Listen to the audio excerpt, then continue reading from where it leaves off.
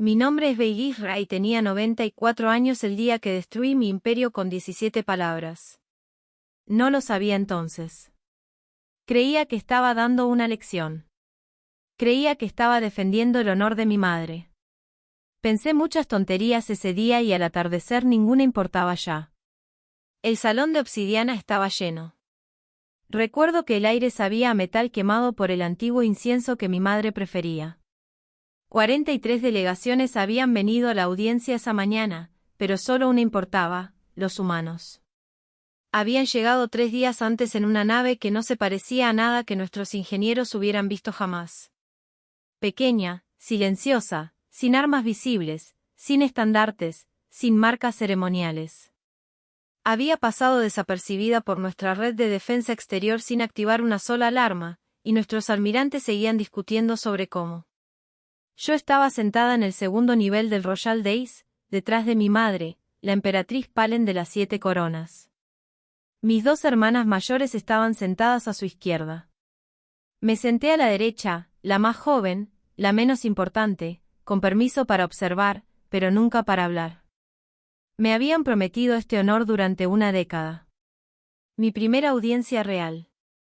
Llevaba el collar de plata de mi abuela y un vestido bordado con hilos de platino auténtico, y me sentía muy importante, muy valiosa, muy preparada para demostrar que era digna de mi sangre. Entonces entró el humano. Su nombre era Director Harold Pike. Era viejo para los estándares humanos, tal vez de 60 años, con el pelo gris corto y un traje oscuro sencillo sin ningún tipo de adorno. Sin faja, sin metal, sin escudo en el pecho.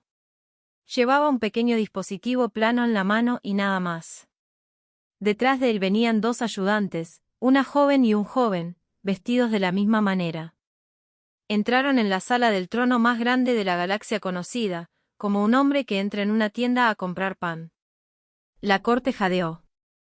Todas las delegaciones de todos los mundos se habían postrado ante mi madre al entrar. Todas y cada una de ellas durante toda mi vida. Pero el humano no se arrodilló. No hizo una reverencia. Se detuvo a la distancia correcta, asintió una vez y dijo con un lenguaje comercial estándar perfectamente claro: Emperatriz Talen, gracias por recibirnos. Apreté los brazos de mi silla con fuerza. Sentí que se me subía el calor a la cara. ¿Cómo se atrevía? ¿Cómo se atrevía a presentarse ante mi madre como si fuera una anciana de la aldea, una traidora menor, una igual? Miré a mi madre, esperando que lo fulminara con una palabra, que ordenara su expulsión, que exigiera el respeto debido a la sangre de las 7 coronas. No hizo nada de eso. Sonrió. De hecho, le sonrió.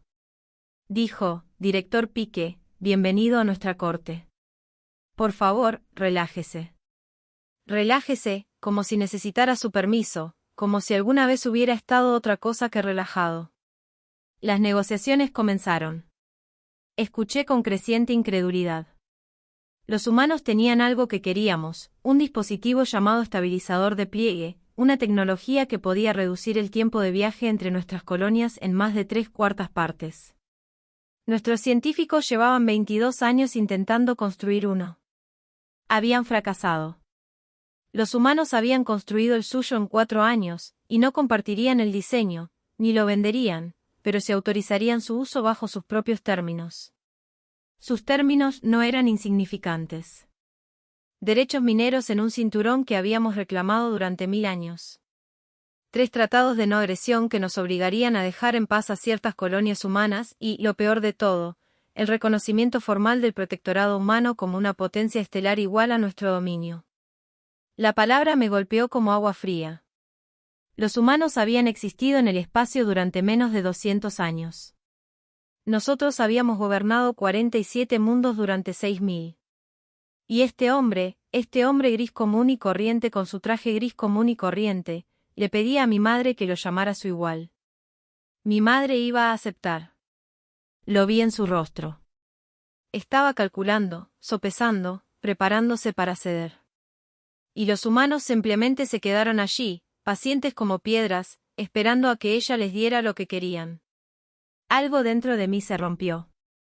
No sé cómo describirlo de otra manera. No fue un pensamiento. No fue un plan.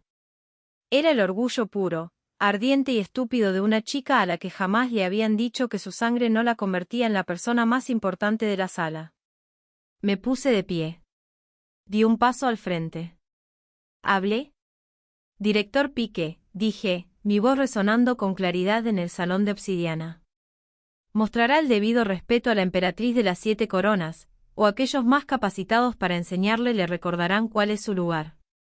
El silencio que siguió fue el más largo de mi vida. Mi madre no se giró para mirarme. Cerró los ojos. Recuerdo haber pensado en ese breve instante que parecía muy cansada. No entendía por qué. El director Pique giró la cabeza lentamente. Me miró. Me miró de verdad por primera vez desde que había entrado en el salón. Sus ojos eran de un gris pálido y plano, y no contenían ira, ni insulto, absolutamente nada. Me miró como un hombre miraría un mueble que, inesperadamente, hubiera empezado a hablar. Luego apartó la mirada. Volvió a mirar a mi madre. Cogió su pequeño dispositivo plano de la mesa que tenía delante. Se lo guardó en el bolsillo interior del traje.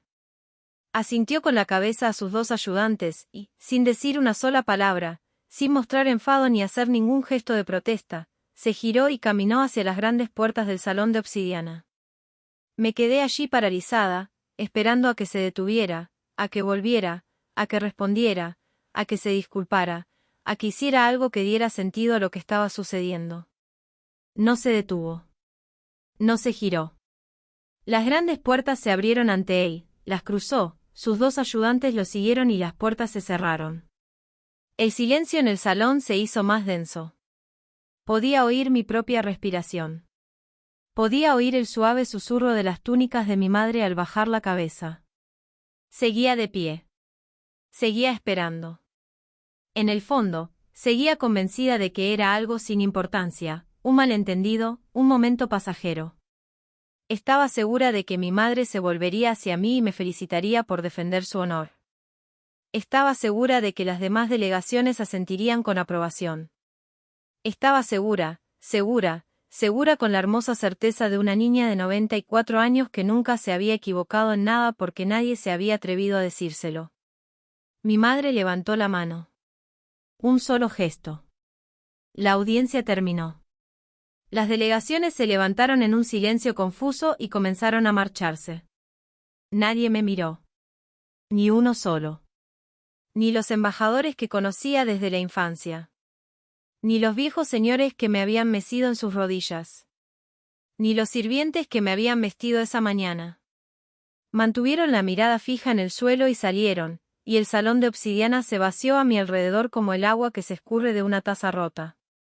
Y yo seguía allí, esperando a que alguien me dijera qué había hecho. Mi madre no se levantó. Se sentó en su trono, con el rostro entre las manos, y permaneció así hasta que el último delegado se fue y las grandes puertas se cerraron por última vez ese día. Entonces, lentamente, levantó la cabeza. Me miró. Tenía los ojos llorosos. Nunca había visto llorar a mi madre. Ni siquiera cuando murió mi padre. Ni cuando la peste se llevó a mi hermano. Ni cuando las provincias del sur se rebelaron y ardieron durante 3 años. Ni una sola vez en 94 años había visto una lágrima en el rostro de la emperatriz Talen de las 7 coronas. Ahora estaba llorando. Beisra, dijo, y su voz era muy baja. Muy cuidadosa la forma en que una persona habla cuando sostiene algo frágil y terrible en sus manos. ¿Sabes lo que acabas de hacer? Abrí la boca. Iba a decir que la había defendido. Iba a decir que el humano había sido insolente. Iba a decir muchas cosas valientes y estúpidas. No tuve la oportunidad porque en ese momento, a través de los grandes ventanales del salón de obsidiana, vi un destello de luz que se elevaba hacia el cielo. Una pequeña nave, sencilla y sin marcas, ascendiendo rápida y silenciosamente a través de las nubes sobre la cima, la nave humana, alejándose. Y supe, con el primer miedo verdadero y helado que jamás había sentido en mi vida, que algo muy grande y terrible acababa de suceder, y que yo, la princesa Beisra de las 7 coronas, había sido la causante. Mi madre se levantó de su trono. Mi me miró fijamente durante un largo instante. No me abofeteó, ni me regañó, ni me abrazó. Simplemente me miró, y sus ojos eran los más tristes que jamás había visto. Ven conmigo, dijo. Hay cosas que necesitas comprender y no tenemos mucho tiempo. La seguí fuera del salón de obsidiana. Las grandes puertas se cerraron tras nosotros. En algún lugar sobre la capital, la nave humana ya estaba atravesando la atmósfera superior, ganando velocidad, preparándose para regresar a sus propias estrellas. Aún no lo sabía, pero pasaría los siguientes 200 años de mi vida intentando deshacer lo que había hecho en los últimos 17 minutos, y nunca lo lograría del todo. Pero todo eso aún estaba por venir. En ese momento, mientras caminaba por el frío corredor de piedra detrás de mi madre que lloraba, solo sabía una cosa con certeza. El simple humano gris se había marchado sin mirarme, y el peso de ese silencio ya comenzaba a aplastar mi mundo. Mi madre me condujo por pasillos que jamás había visto, pasando por los salones públicos, pasando por las cámaras privadas, bajando por una estrecha escalera de piedra detrás de un tapiz que había visto 1000 veces sin notarlo. Al final de la escalera había una sola puerta, y detrás de la puerta había una pequeña habitación redonda sin ventanas, iluminada solo por una tenue luz azul que provenía del techo. Una sala de guerra, una sala de crisis, el lugar al que mi madre llevaba solo a su consejero de mayor confianza, y solo cuando el imperio estaba en verdadero peligro. Cerró la puerta tras nosotras. Se sentó en una de las 2 sillas, señaló la otra, me senté. Beiguisra, dijo, necesito que me escuches ahora como nunca has escuchado nada en tu vida. Necesito que escuches con todo tu corazón porque si no entiendes lo que estoy a punto de decirte, nuestro dominio no sobrevivirá a tu generación. Quise discutir. Quise defenderme. Quise decir 100 cosas. No dije nada. Había algo en el rostro de mi madre que nunca antes había visto, y me hizo callar. Los humanos, dijo, no son lo que crees que son. No son una especie joven. No son una especie pequeña. No son una especie a la que podamos intimidar, mandar o enseñar. Son algo nuevo, y la galaxia aún está aprendiendo qué son. Y tu ignorancia de este hecho nos acaba de costar todo. Se puso de pie. Empezó a caminar de un lado a otro. Le temblaban las manos. ¿Sabes lo que hacen, Beiguisra, cuando los insultan? No gritan. No pelean. Ni siquiera protestan. Simplemente se van y no vuelven jamás. Fruncí el ceño. Entonces no hemos perdido nada. Déjalos ir. Encontraremos nuestro estabilizador de pie en otro lugar o construiremos el nuestro. ¿Y si se atreven a regresar? Mi madre se volvió hacia mí tan rápido que me estremecí. No hay nadie más. Beiguisra. No hay otro lugar. Ninguna otra especie ha construido lo que ellos han construido. Ninguna otra especie puede construirlo. Nuestros científicos lo han intentado durante 22 años y han fracasado. Los Varys lo han intentado durante 30 y han fracasado. Los Kelbas lo han intentado durante 60 años. Y cuando finalmente se rindieron, ofrecieron a los humanos 3 planetas y un matrimonio real a cambio de la licencia. Los humanos se negaron. ¿Sabes por qué? No lo sabía. Negué con la cabeza. Porque 80 años antes, un gobernador Kelbas insultó a un comerciante humano en un mercado. Solo un comerciante. Un hombre que vendía textiles. Nada importante. El gobernador lo llamó por un nombre y los humanos lo recordaron. Durante 80 años lo recordaron.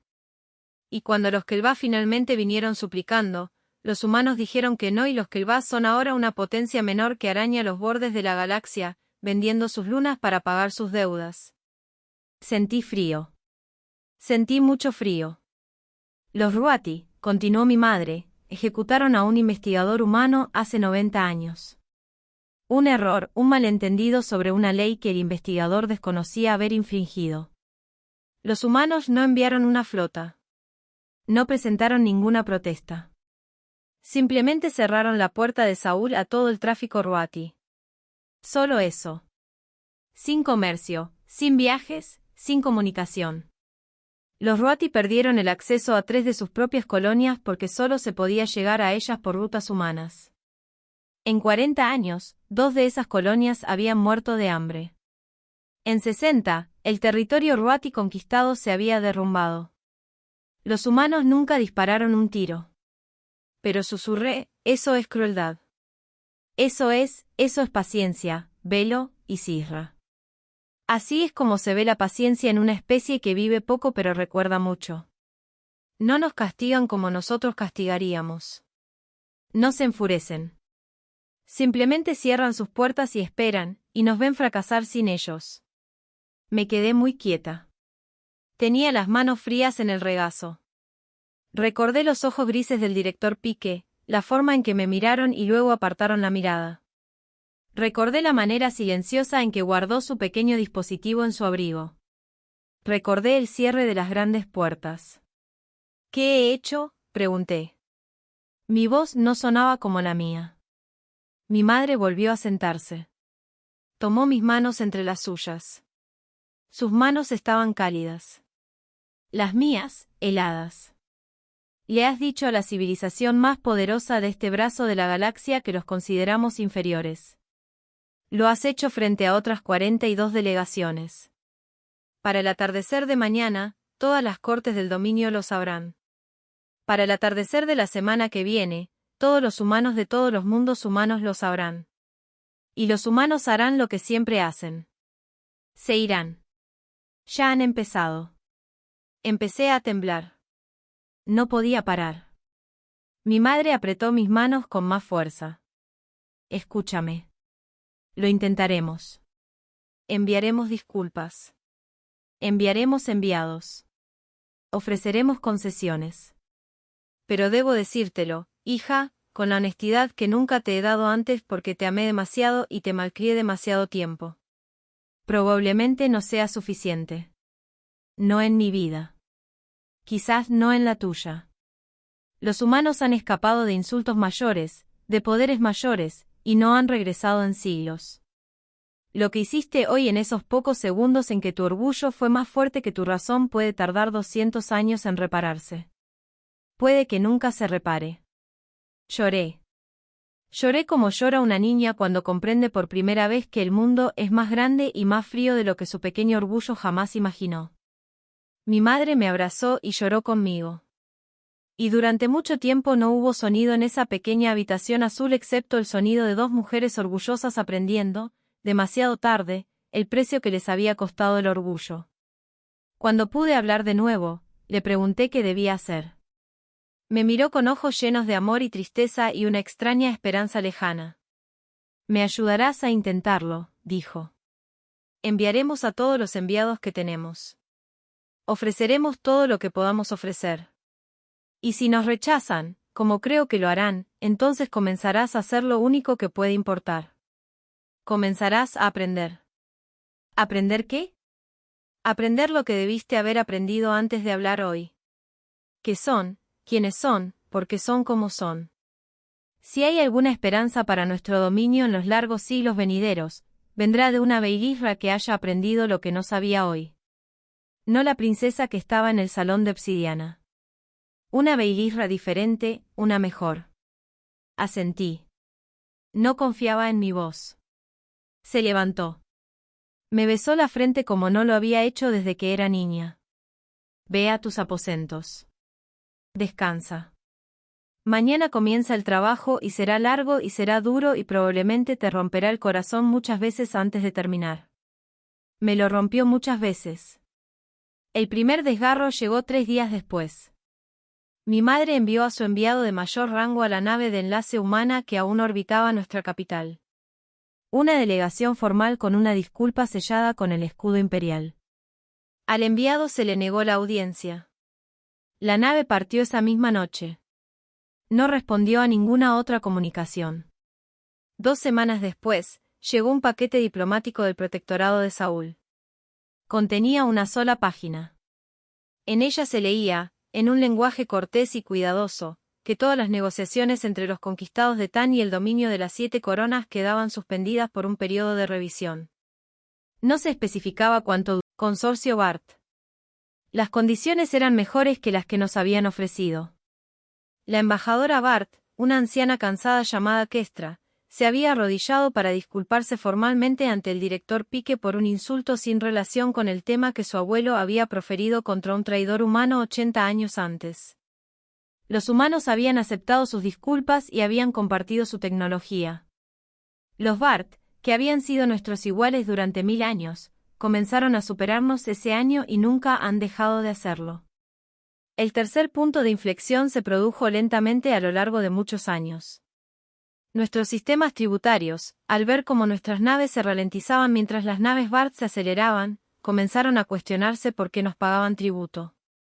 2 se rebelaron abiertamente en una década. 4 más se alejaron en las décadas siguientes. Nuestro imperio, que había sido de 47 mundos la mañana en que me puse de pie en el salón de obsidiana, era de 38 mundos cuando cumplí 120 años. La cuarta ruptura se produjo cuando murió mi madre. Para entonces era muy anciana y estaba muy cansada. Y lo último que me dijo fue, sigue intentándolo, sigue aprendiendo, no te rindas. Le prometí que no lo haría. Cumplí esa promesa. Fue la promesa más difícil que he cumplido jamás. Y a pesar de todo, yo era la princesa que había perdido a los humanos. Los susurros me seguían por cada salón, cada banquete, cada reunión del consejo. Nadie me lo decía a la cara.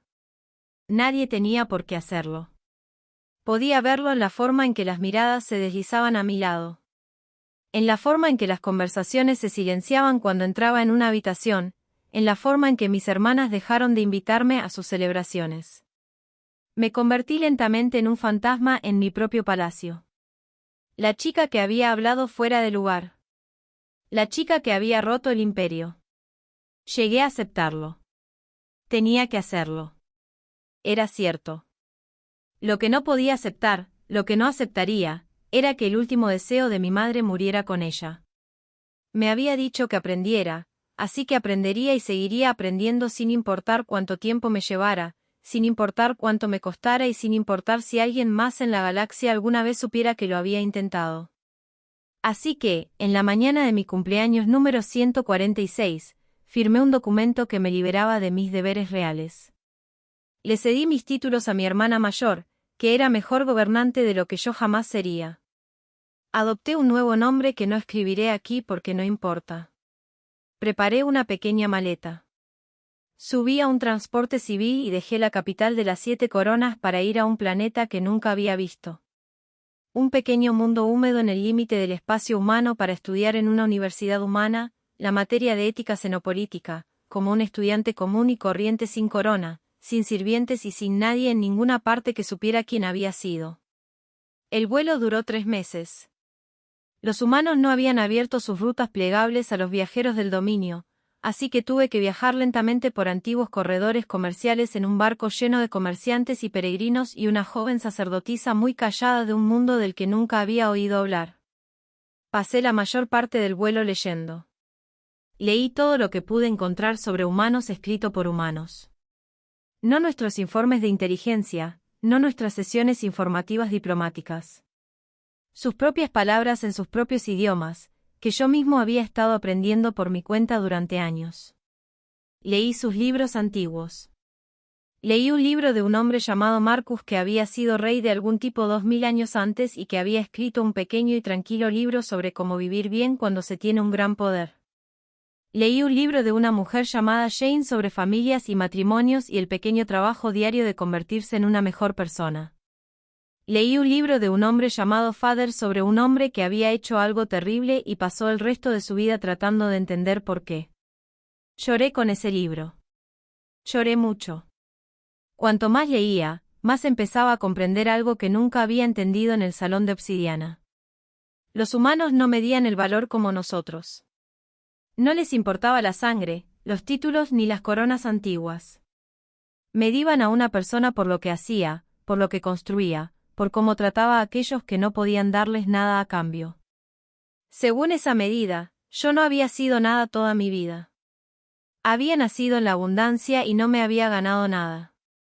Y me había parado en un gran salón y había exigido respeto de un hombre que había pasado 60 años ganándose el suyo, y él me había mirado y había visto exactamente lo que yo era. No había sido cruel. Había sido preciso. La nave aterrizó en una ciudad portuaria gris y lluviosa en un pequeño mundo verde llamado Tierra. Bajé por la rampa con mi única bolsa y nadie me saludó, nadie hizo una reverencia y nadie sabía mi nombre. Y por primera vez en mi vida, sentí algo que nunca antes había sentido. Me sentí libre. Me sentí libre y pequeña y llena de una especie de esperanza para la que aún no tenía nombre. La lluvia caía sobre mi piel plateada y un funcionario de aduanas humano miró mis papeles y dijo: «Bienvenida a la Tierra, señorita. Disfrute de su estancia». No me llamó Alteza. Me llamó señorita. Casi lloré también por eso. El trabajo de convertirme en una mejor persona había comenzado. Me llevaría el resto de mi vida, y sería más difícil que cualquier cosa que hubiera hecho jamás, y no sabría durante mucho tiempo si alguna vez sería suficiente. Pero había empezado y eso, al final, era lo único que había importado. La ciudad se llamaba Edimburgo y llovía casi todos los días y me encantó desde la primera semana. Alquilé una pequeña habitación encima de una panadería en una calle empedrada. El panadero era un hombre regordete y alegre llamado Peter Hall, y su esposa, una mujer delgada y perspicaz llamada Margaret. Me trataron con una amabilidad cordial y sin pretensiones, sin hacer preguntas ni esperar un trato especial. Pagaba el alquiler puntualmente. Compraba el pan en la panadería por las mañanas. Iba caminando a la universidad bajo la lluvia. La universidad tenía 800 años. Lo supe el primer día gracias a un amable anciano en la oficina de registro, quien me contó la historia del lugar mientras tramitaba mis documentos. 800 años. Mi abuela aún no había nacido cuando esta universidad ya tenía 200 años. Me encontraba en un patio de piedras colocadas por humanos que jamás habían visto una nave espacial, que creían que el mundo era el centro del universo, que desconocían los dominios o imperios más allá del cielo. Y me sentía allí, muy pequeño y muy joven, a pesar de tener casi 150 años, y de que todos los humanos a mi alrededor morirían en 60 o 70 años. Mi profesora era una mujer llamada doctora Ellen Whitmore. Tenía el pelo blanco recogido en un moño apretado en la nuca, unos penetrantes ojos azules que no se le escapaba nada y una voz que podía cortar el cristal. Impartía ética xenopolítica. Ella era la razón por la que había venido a esta universidad. Había leído 3 de sus libros durante mi largo vuelo desde el dominio, y había decidido que si iba a aprender a pensar como un humano, quería aprender de ella. El primer día de clase, me llamó. No me lo esperaba. Había previsto sentarme en silencio al fondo, sin que nadie se diera cuenta, al menos durante las primeras semanas. Me miró por encima de sus gafas de lectura y me dijo: «Tú, el alto, ¿cuál es el principal fallo de la diplomacia jerárquica?». Respondí demasiado rápido con la típica respuesta del dominio. Hablé de la dificultad de mantener protocolos coherentes entre especies con diferentes marcadores de estatus. Hablé durante unos 2 minutos. Creí que sonaba bastante inteligente. La doctora Whitmore escuchó. Cuando terminé, se quitó las gafas. Ella dijo: «Esa fue una respuesta de libro de texto. Es la respuesta que da un estudiante cuando se ha memorizado el capítulo pero no ha pensado en la pregunta. Inténtalo de nuevo». Sentí que me ardía la cara. Nadie me había hablado así. Nadie me había corregido en público. Abrí la boca y la cerré. No tenía otra respuesta. Solo tenía la respuesta del libro de texto. Nunca me habían pedido que pensara más allá de eso. No lo sé, dije finalmente. La doctora Whitmore sonrió. Fue una sonrisa leve, no cruel. Dijo: «Bien. Ese es el comienzo del aprendizaje. Siéntate. Piénsalo. Cuéntamela. Semana que viene». Me senté. No lloré, aunque quise hacerlo. Y pensé en ello. Pensé en ello toda la semana. Al final de la semana, le entregué una respuesta escrita, 3 páginas. Había trabajado en ella todas las noches. Había tirado 6 borradores. Había escrito sobre mi propia experiencia sin adormecerla. Sobre una persona joven criada en una cultura donde el estatus lo era todo. Quien había aprendido demasiado tarde que el estatus no significaba nada, quien había destruido algo valioso por confundir su posición heredada con autoridad ganada. No mencioné el Salón Obsidiana. No mencioné al director Pique. Escribí sobre el problema general, pero el dolor específico estaba en cada línea. La doctora Whitmore devolvió el trabajo una semana después. Arriba, con tinta roja, había escrito una palabra, mejor. Debajo, había escrito una nota más larga, este es el comienzo del pensamiento real. Sigue adelante. Tienes potencial. Sostuve ese papel en mis manos, me quedé bajo la lluvia en el patio de la universidad y leí la nota 11 veces. Nadie me había dicho jamás que tenía potencial. Me habían dicho que tenía sangre. Me habían dicho que tenía títulos. Me habían dicho que era hermosa, noble y destinada a la grandeza. Nadie en 146 años me había dicho jamás que tenía potencial, porque el potencial es algo que uno tiene que ganarse para que se lo digan. Y yo nunca me había ganado nada en mi vida. Lloré bajo la lluvia. Una joven humana que pasaba por allí se detuvo y me preguntó si estaba bien. Le dije que sí. Le dije que estaba muy bien, mejor que nunca en mi vida. Me miró extrañada y siguió su camino. No me importó. No lloraba porque estuviera triste. Lloraba porque alguien finalmente me había dicho que tenía potencial, porque le creí y porque iba a demostrarle que tenía razón. Hice amigos poco a poco. Los humanos son amigos extraños al principio. Se burlan, discuten, te dicen cuando estás siendo tonto y te perdonan. Cuando admites que lo eras. Un joven llamado Owen Brightwaite se sentó a mi lado en una clase de filosofía y bromeó sobre la lectura hasta que finalmente me reí. Una joven llamada Priya Desai, que estudiaba historia humana, me invitó a una reunión de estudiantes en un pub llamado Kearns Arms. No sabía que era un pub. Fui de todos modos. Bebí algo llamado cerveza. No me gustó. Me gustó la gente. Cantaban canciones, discutían sobre política y se gastaban bromas. Y nadie me preguntó cuál era mi linaje. Y a nadie le importó que yo fuera más alto que ellos, de piel plateada y de un mundo que nunca habían visitado. Me preguntaron qué pensaba de la lectura. Me preguntaron qué pensaba del equipo de fútbol local. Me preguntaron qué pensaba. Nadie me había preguntado nunca qué pensaba. Durante 146 años, la gente me había preguntado qué ordenaba, qué quería, qué decretaba, nunca qué pensaba. Descubrí que me gustaba que me preguntaran qué pensaba. Descubrí que me hizo pensar con más detenimiento porque cuando la gente te pide tu opinión y la discute libremente, ya no puedes ser perezoso con tus opiniones. Owen me enseñó a cocinar.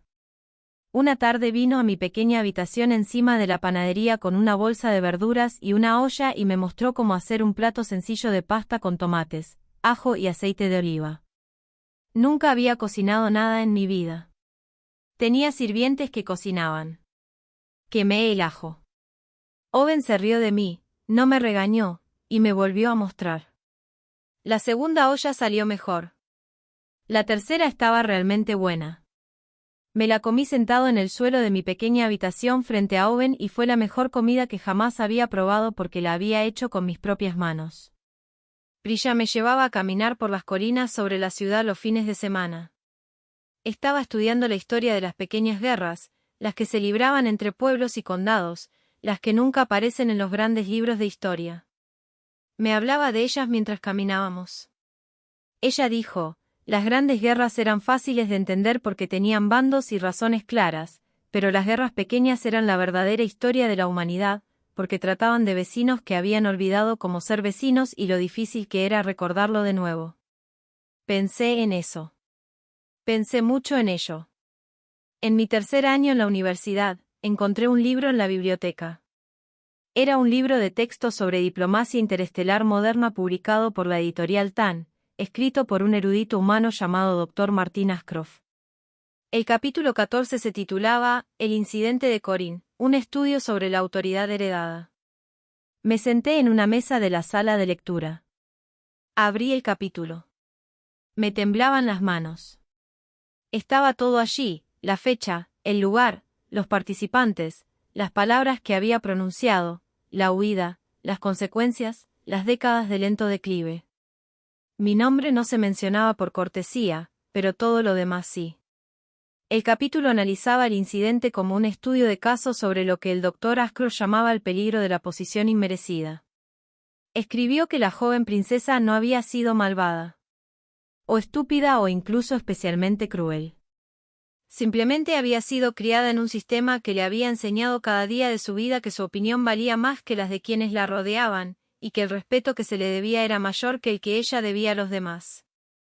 Cuando se encontró con una cultura que no compartía estas suposiciones, no supo cómo comportarse porque nunca había tenido que aprender.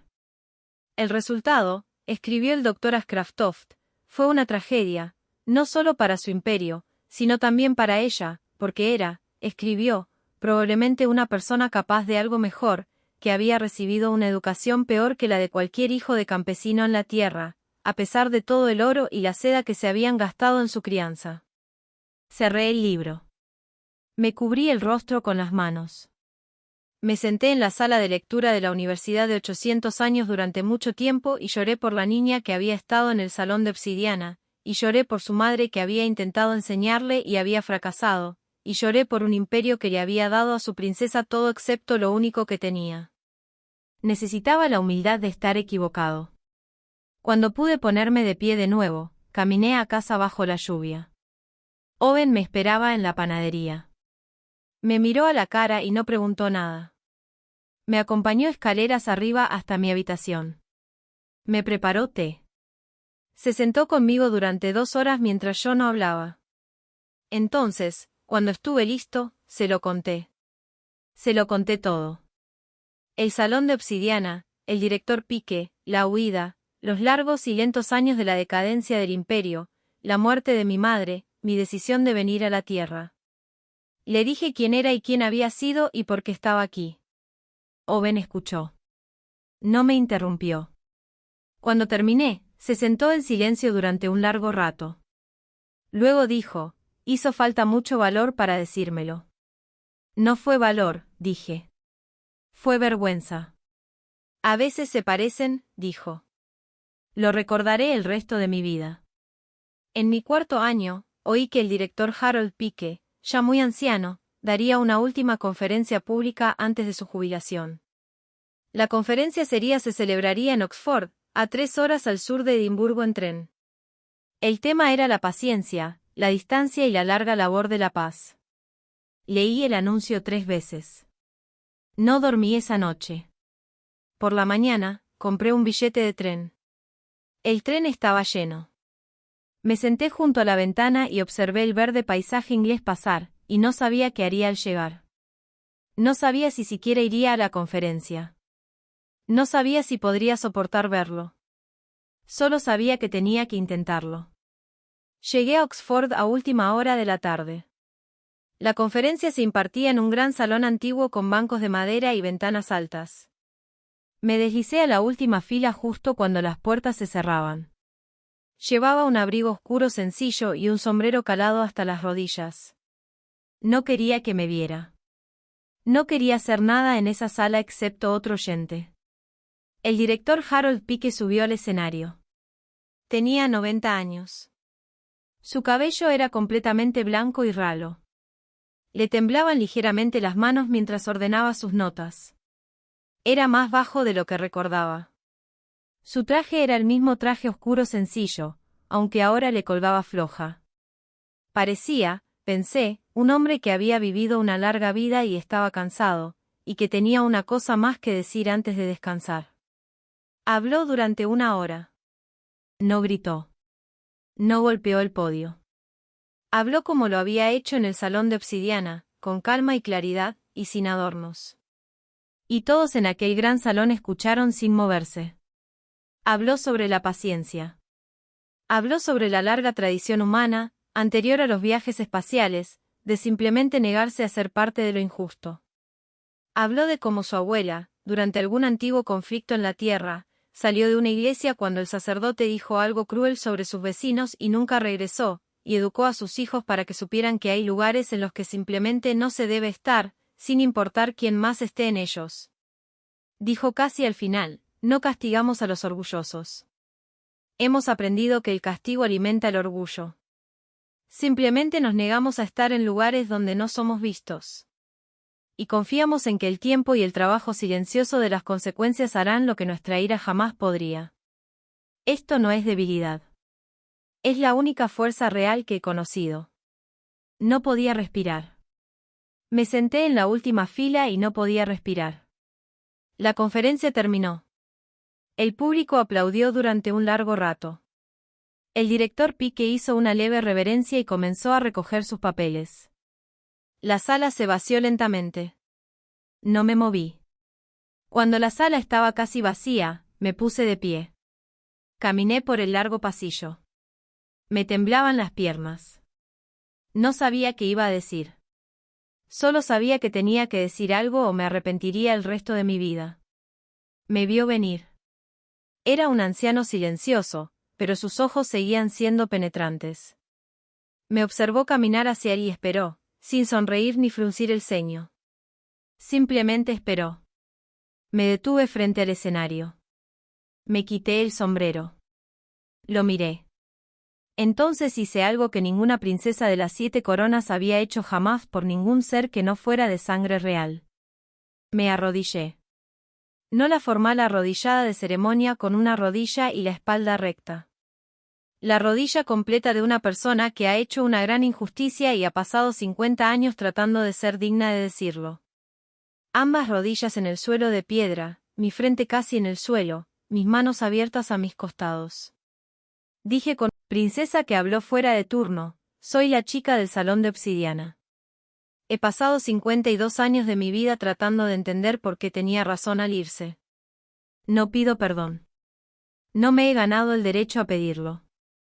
Solo pido que lo sepa. Ahora lo entiendo. Lo siento. El salón estaba muy silencioso. Podía oír mi propia respiración.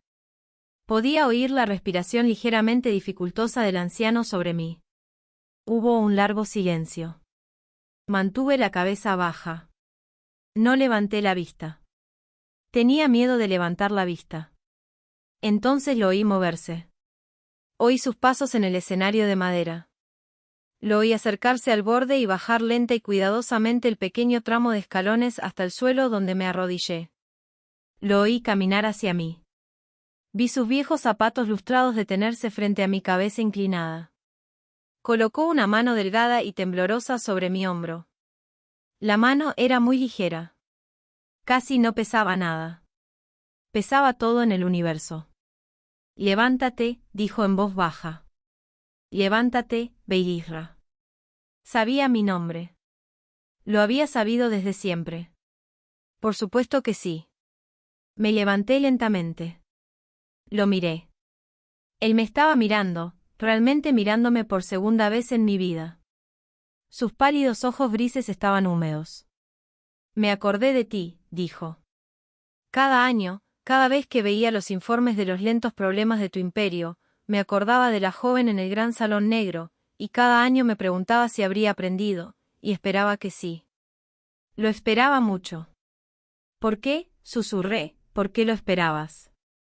Porque, dijo, tengo una nieta que tiene 94 años según el cómputo humano, lo cual, por supuesto, no es nada. Pero a su manera, también es a veces orgullosa, a veces ruidosa y a veces insensata, como suelen ser los jóvenes. Y a menudo pensé que si alguna vez hacía lo que tú hiciste en alguna habitación que no podía ver, esperaría que alguien, en algún lugar, le diera la oportunidad de aprender, los años para mejorar y el valor para arrodillarse cuando finalmente comprendiera. Lo esperaba para ella, así que también lo esperaba para ti. No podía hablar. No podía ver por las lágrimas. Me condujo suavemente a una pequeña oficina detrás del escenario. Me hizo sentar. Preparó té lentamente con manos temblorosas. Me dio una taza. Se sentó frente a mí y me preguntó sobre mi vida, sobre Edimburgo, sobre mis estudios, sobre Owen y Priya, y sobre el panadero Peter Orr y su esposa Margaret. Le conté todo. Escuchó como había escuchado a mi madre 52 años antes, con calma, sin interrupciones, con la plena atención de un hombre que entendía que escuchar era el principio de toda sabiduría. Cuando terminé, guardó silencio durante un largo rato. Luego dijo, ¿qué harás ahora? No lo sé, dije. Pensé que tal vez si pudiera encontrar una manera de ser útil, si pudiera volver a casa e intentar reconstruir aunque sea un poco. Mi hermana es la emperatriz ahora. Es más sabia de lo que yo jamás fui. Podría permitirme servir. Te lo permitirá, dijo. Y servirás bien. Ahora has aprendido cosas muy raras. Vuelve a casa, Beirra. Tu madre tenía razón. El trabajo te espera, y creo que esta vez lo harás bien. ¿Lo harás? Empecé a decir, pero me detuve. No sabía cómo preguntar. ¿Te ayudaré? Dijo, sonriendo levemente. Tengo 90 años. Moriré en unos años, pero el tan conquistado no es un solo hombre, y las puertas que se cerraron por una tarde pueden abrirse lentamente por muchas tardes de trabajo diferente. Hablaré con los que vengan después de mí. Les contaré lo que vi hoy. Les diré que la princesa ha vuelto. Eso importará. No lo arreglará todo, pero dará comienzo a algo. Empecé a llorar de nuevo. No pude evitarlo. Extendió la mano sobre la mesita y tomó mis manos entre las suyas, sus viejas manos temblorosas alrededor de mis manos plateadas. Y nos quedamos así sentados durante mucho tiempo. Y supe que mi vida, la parte real de mi vida, la parte que importaba, finalmente había comenzado. Regresé a casa al dominio 3 meses después. Mi hermana, la emperatriz Alia, me recibió en el campo de aterrizaje. Ahora era mayor y estaba cansada, me abrazó y lloró y me dijo, bienvenida a casa, hermana. Tenemos trabajo que hacer. No pedí ningún título. No pedí ninguna corona. Solo pedí un escritorio y un cargo. Me dio ambos. Mi cargo era servir como enlace diplomático con los terranos conquistados en cualquier forma que ese contacto pudiera tomar durante el resto de mi vida. El trabajo era lento. El director Harold Pike murió 2 años después de nuestro encuentro. Volé a la tierra para su funeral. Yo era la única no humana allí. Su nieta, una joven tranquila llamada Clara Pike, me abrazó en el cementerio y me dijo, habló de ti al final. Él dijo, le diste esperanza para la galaxia. Dijo, si una princesa orgullosa pudo aprender, entonces no era demasiado tarde para nadie. Volví a llorar. Ahora lloro con facilidad. Es una de las cosas que he aprendido a hacer. No me lo enseñaron de niña. Las puertas comenzaron a abrirse lentamente, no todas a la vez, ni siquiera casi todas, pero lentamente. Una misión de investigación conjunta por aquí, un intercambio cultural por allá. Un convoy de ayuda médica a una colonia del dominio azotada por la peste. Cada pequeño acto era una puntada en una gran herida, y la herida era grande, y las puntadas pequeñas, pero con los años las puntadas se acumularon. El estabilizador de plegado nunca nos fue ofrecido en los términos anteriores. Ese tren ya había zarpado, y con razón. Pero se abrieron otras puertas, algunas de ellas puertas cuya existencia desconocíamos. Ingenieros humanos nos ayudaron a diseñar un tipo diferente de propulsión, menos eficiente que el estabilizador de plegado, pero mejor que cualquier cosa que tuviéramos por nuestra cuenta. Profesores humanos vinieron a nuestras universidades y enseñaron a nuestros hijos, y nuestros profesores fueron a sus universidades y enseñaron a los suyos. Se abrió un departamento de literatura humana en la Real Academia de nuestra capital. Se abrió un departamento de filosofía del dominio en una universidad de Boston. Estas cosas no restauraron el imperio que mi ignorancia había quebrado. Nada podía restaurarlo. Pero construyeron algo diferente, algo nuevo, algo que mi madre habría llorado al ver, y yo lloré al verlo en su lugar. Serví como enlace durante 153 años. Para entonces vivía principalmente en la tierra. Tenía una pequeña casa en las colinas a las afueras de Edimburgo, no lejos de la universidad donde aprendí a no ser nada. Owen, ya anciano y canoso, me visitaba todos los años hasta que murió. Prisha me escribió cartas hasta que sus manos ya no pudieron. Sus nietos también me visitaban, porque me había convertido en una especie de tía honoraria para sus familias. La mujer de piel plateada en las colinas que contaba viejas historias y preparaba un té malo y los quería mucho a todos. Mi hermana Alia murió. Su hija se convirtió en emperatriz. Aconsejé a la nueva emperatriz cuando me lo pidió, y no le aconsejé cuando no me lo pidió, porque finalmente aprendí cuándo hablar y cuándo callar. Soy muy vieja ahora mientras escribo estas palabras. Tengo casi 350 años. Mi piel plateada se ha desvanecido a un gris pálido. Mi cabello es fino y blanco. Me tiemblan las manos cuando escribo, como le temblaban las manos al director Pique cuando escribía en sus últimos años. No me quedan muchos años. No me importa. He tenido más años de los que merecía, y he intentado aprovecharlos bien, y si he fallado, al menos he fallado en la dirección correcta. A veces vienen a verme jóvenes diplomáticos. Corín, humanos, Baret, Kelbás, especies que ni siquiera sabíamos que existían cuando yo era niña. Me piden sabiduría. Esperan, creo, algo grandioso, algo regio, algo antiguo. A todos les digo la misma cosa. Les cuento que una vez tuve 94 años, fui muy orgulloso y muy estúpido, y me paré en un gran salón e insulté a un hombre gris y tranquilo que no me había hecho ningún daño, y él se marchó sin siquiera mirarme. Y ese silencioso alejarse me enseñó más a lo largo de los años que siguieron que todos los tutores de las 7 coronas me habían enseñado en el siglo anterior. Les digo que la humildad no es un don que se pueda dar a los orgullosos. Debe ser arrebatada de ellos lentamente, con delicadeza, por aquellos lo suficientemente valientes como para negarse a seguirles el juego. Les digo que los humanos de la Tierra fueron y siguen siendo la especie más valiente que he conocido, no porque luchen, sino porque se niegan. Se niegan a ser inferiores a lo que son. Se niegan a arrodillarse ante quienes no se lo han ganado. Se niegan, cuando son insultados, a convertirse en el tipo de personas que responden con insulto por insulto. Simplemente se marchan. Y al marcharse, dejan tras de sí un silencio que hace lo que ningún argumento puede hacer. Enseña. Me enseñó. Tuve suerte. Muchos en mi posición no han aprendido. Muchos imperios, teniendo la misma oportunidad que yo, han continuado en su orgullo y se han derrumbado sin comprender jamás el porqué. Tuve una madre que lloraba y una tristeza tan profunda que me envió a una pequeña ciudad lluviosa en un mundo extranjero, un maestro que me dijo que tenía potencial y un joven panadero llamado Peter el que me vendía pan cada mañana y nunca me preguntó quién había sido. Tuve amigos que se burlaban de mí hasta que aprendí a reírme de mí mismo. Tuve un anciano canoso que me miró solo 2 veces en su vida y ambas me cambiaron para siempre.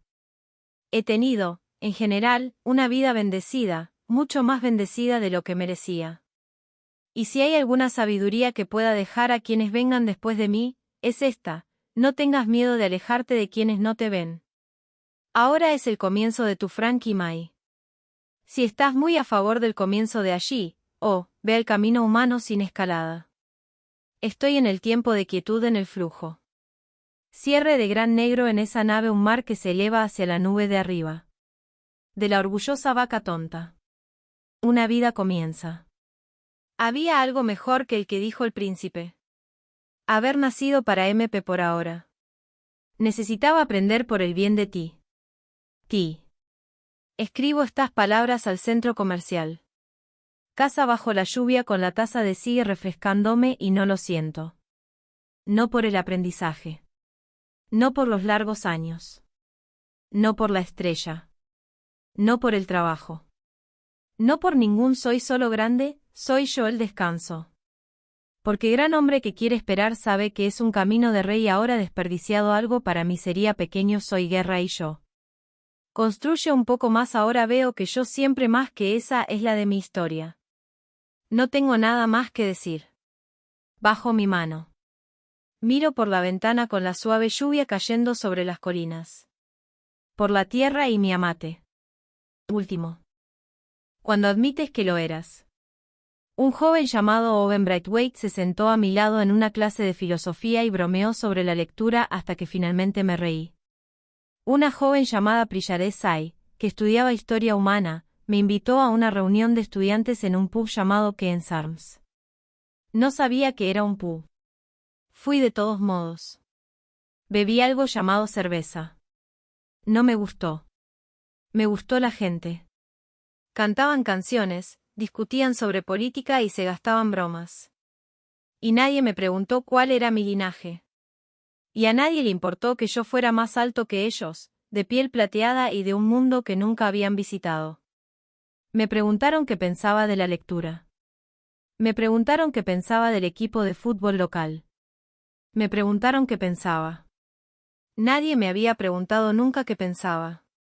Durante 146 años, la gente me había preguntado qué ordenaba, qué quería, qué decretaba, nunca qué pensaba.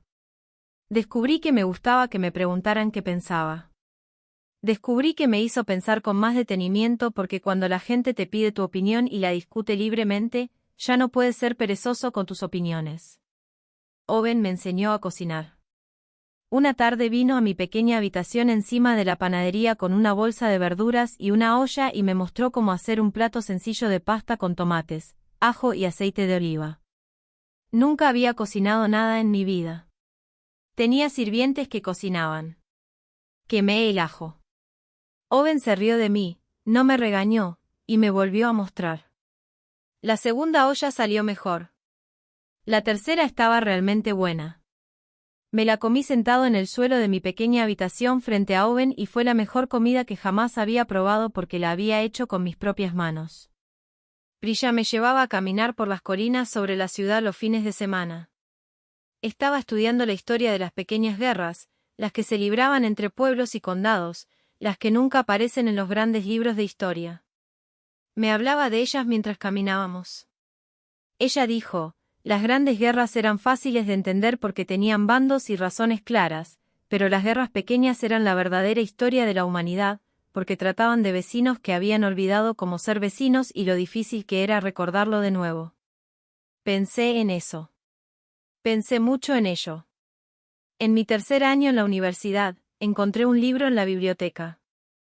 Era un libro de texto sobre diplomacia interestelar moderna publicado por la editorial TAN, escrito por un erudito humano llamado Dr. Martin Ashcroft.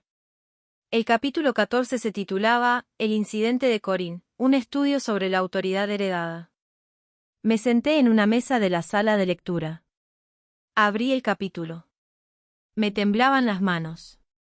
Estaba todo allí, la fecha, el lugar, los participantes, las palabras que había pronunciado, la huida, las consecuencias, las décadas de lento declive. Mi nombre no se mencionaba por cortesía, pero todo lo demás sí. El capítulo analizaba el incidente como un estudio de caso sobre lo que el Dr. Ashcroft llamaba el peligro de la posición inmerecida.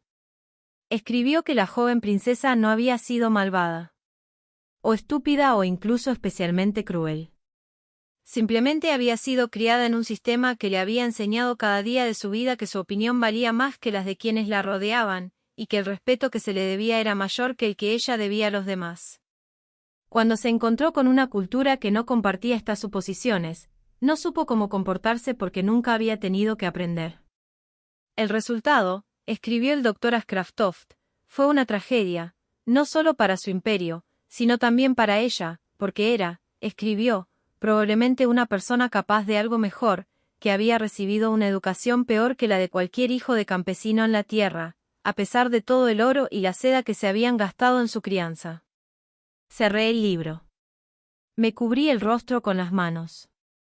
Me senté en la sala de lectura de la Universidad de 800 años durante mucho tiempo y lloré por la niña que había estado en el salón de obsidiana, y lloré por su madre que había intentado enseñarle y había fracasado, y lloré por un imperio que le había dado a su princesa todo excepto lo único que tenía. Necesitaba la humildad de estar equivocado. Cuando pude ponerme de pie de nuevo, caminé a casa bajo la lluvia. Owen me esperaba en la panadería. Me miró a la cara y no preguntó nada. Me acompañó escaleras arriba hasta mi habitación. Me preparó té. Se sentó conmigo durante 2 horas mientras yo no hablaba. Entonces, Cuando estuve listo, se lo conté. Se lo conté todo. El salón de obsidiana, el director Pique, la huida, los largos y lentos años de la decadencia del imperio, la muerte de mi madre, mi decisión de venir a la Tierra. Le dije quién era y quién había sido y por qué estaba aquí. Owen escuchó. No me interrumpió. Cuando terminé, se sentó en silencio durante un largo rato. Luego dijo, hizo falta mucho valor para decírmelo. No fue valor, dije. Fue vergüenza. A veces se parecen, dijo. Lo recordaré el resto de mi vida. En mi cuarto año, oí que el director Harold Pique, ya muy anciano, daría una última conferencia pública antes de su jubilación.